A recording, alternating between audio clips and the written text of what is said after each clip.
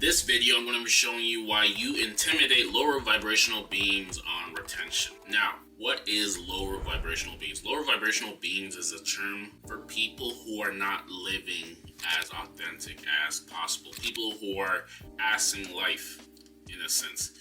People who go through the motions, who are not really living authentically, who are not living life to the fullest.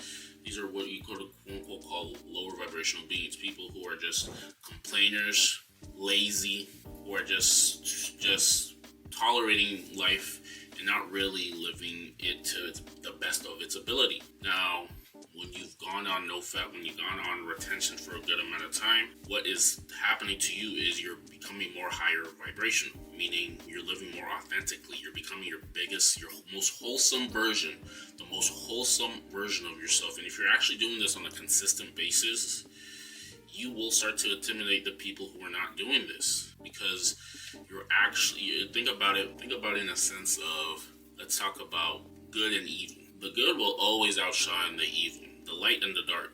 The light will always outshine the darkness. If a man, let's even think about people who are doing the right things are more versus people who are not doing the right things are more likely to look away first. People who are smaller on the inside are more likely to be the ones to leave the conversation because they're just not as authentic, because they don't have anything to hide. The person who's always living large, who's doing the most good, who's being the most authentic, they're usually the ones who are pouring into other people. But the people who are living egotistical lives, they're shortcoming people, they're taking from somebody to try to gain themselves. These are the people that you would quote-unquote call lower vibration, because it's not in alignment with the Most High. It's not aligned with that.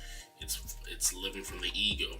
You are a soul, and the people who are more likely to live for the ego, they're more likely to shudder from the light.